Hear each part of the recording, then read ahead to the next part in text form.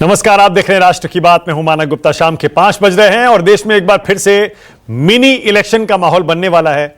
आपको याद ही होगा, अभी लोकसभा चुनाव के बाद बायपोल हुए थे 13 राज्यों में। अब एक बार फिर से उत्तर प्रदेश में 10 सीटों के बायपोल आने वाले हैं, उपचुनाव। और यूपी अहम इसलिए हो जाता है क्योंकि यूपी ने हाल ही में एनडीए को, बीजेपी को करारा झटका दिया था। अखिलेश यादव ताकतवर होकर उभरे थे, मायावती और कमजोर हुई थी। लेकिन अब जो 10 सीटों के बायपोल आ रहे हैं उसमें मायावती ने ऐलान कर दिया है कि वो इस बार उपचुनाव में भी मैदान में उतरेंगी। 14 साल बाद मायावती ने फैसला किया है कि अब वो उपचुनाव में, बायपोल में, बाय इलेक्शन में अपनी किस्मत आजमाने के लिए मैदान में उतरेंगी। कुछ लोग कह रहे हैं, विश्लेषक, कि और कुछ नहीं, इंडिया गठबंधन का वोट काटने के लिए मायावती बीजेपी के इशारे पर मैदान में उतरने वाली है। क्या ऐसा है? अगर ऐसा है तो क्या वाकई अखिलेश यादव को, कांग्रेस के गठबंधन को नुकसान पहुंचा सकेंगी मायावती? अखिलेश यादव ने फॉर्मूला बनाया पीडीए का, पिछड़ा, दलित, अल्पसंख्यक। इसमें बीच का जो है ना, डी, दलित, वो अक्सर मायावती के साथ रहा है। अगर यह कहा जाए वोट प्रतिशत के लिहाज से भी और वैसे भी देश की सबसे बड़ी दलित नेता मायावती हैं, तो गलत नहीं होगा। अब मायावती क्या पीडीए में से बी निकाल पाएंगी? क्योंकि हाल के लोकसभा चुनाव में कांग्रेस और अखिलेश यादव, समाजवादी पार्टी के गठबंधन ने दलित वोट पर भी अच्छा खासा कब्जा किया था। मायावती का वोट बहुत कम हुआ था। अब मायावती अगर यह कहती हैं कि हम इस बार 14 साल बाद 10 की 10 सीटों पर उपचुनाव लड़ेंगे, क्या वो दलित वोट जो उनसे छिटका था वापस आएगा? अब नुकसान किसको होगा, फायदा किसको होगा? दरअसल पिछड़े वर्ग का, दलित का जो वोट शेयर है, उस पर अगर मायावती उतरती हैं और प्रचार भी करती हैं तो सीधा असर पड़ने जा रहा है। तो पहला जो इसका असर होगा वो ये कि पिछड़ा दलित वोट खासतौर से वो शिफ्ट हो सकता है। दूसरा, अखिलेश यादव के पीडीए में सेंधमारे की डायरेक्ट कोशिश होगी मायावती की। और दलित वोट, जैसा मैंने कहा ना, पीडीए में से डी, दलित वोट खिसक सकता है और बीजेपी का इससे सीधा सीधा फायदा हो सकता है। अब ये जो 10 सीटें हैं, ये फिलहाल किसके पास हैं, जरा एक बार याद दिला दूं आपको।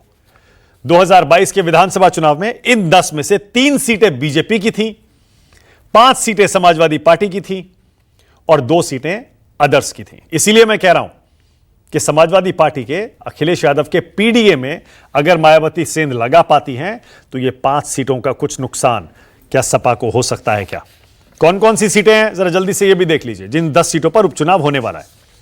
इनमें दिल्ली से सटी गाजियाबाद की सीट है, मिल्कीपुर, खैर, मीरापुर, कटेहरी, कुंदरकी, करहल, फूलपुर, मजवा और सीसामऊ। ये 10 सीटें हैं। इन 10 सीटों पर बीएसपी का प्रभाव कितना है? बहुत इंटरेस्टिंग होगा यह आंकड़ा, यह भी जरा एक बार देखिए। खैर सीट पर बीएसपी को वोट मिला था 2022 के चुनाव में 25% से ज्यादा, करीब 26%। उसी तरह कटेरी में 24%, मंजवा 21.5%, कुंदरकी करीब 15.25%, फूलपुर 13.5%, गाजियाबाद 13.25%। तो इस तरह से ये जो मीरपुर में करीब 11% वोट मायावती का है। अगर मायावती उपचुनाव में उतरती हैं और अगर दलित वोट खिसकता है तो क्या हो सकता है आप भी समझ सकते हैं। लेकिन बीएसपी की परफॉर्मेंस, बीएसपी का प्रदर्शन विधानसभा चुनाव दर चुनाव खराब होता आया है। एक आंकड़ा देखिए, 2012 के विधानसभा चुनाव में बीएसपी को, मायावती को 80 सीटें मिली थी और कुल वोट परसेंट था करीब 26%। यह देखिए, 2017 19 सीट पर आ गई मायावती, वोट परसेंट रह गया 22 और 2022 में 1 सीट मिली, वोट परसेंट रह गया गिरकर करीब 13%। 13%, 25% से आधा हो गया मायावती का वोट बैंक।